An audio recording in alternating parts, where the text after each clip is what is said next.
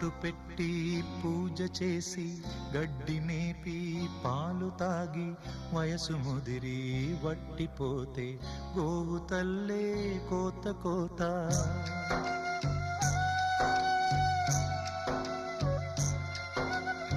బొట్టు పెట్టి పూజ చేసి గడ్డి మేపి పాలు తాగి వయసు ముదిరి వట్టిపోతే గోవు తల్లే కోత కోత.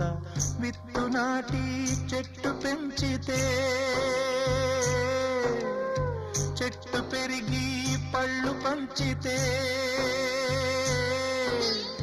తిన్న తీపి మరిచిపోయి చెట్టు కొట్టి కట్టెలమ్మితే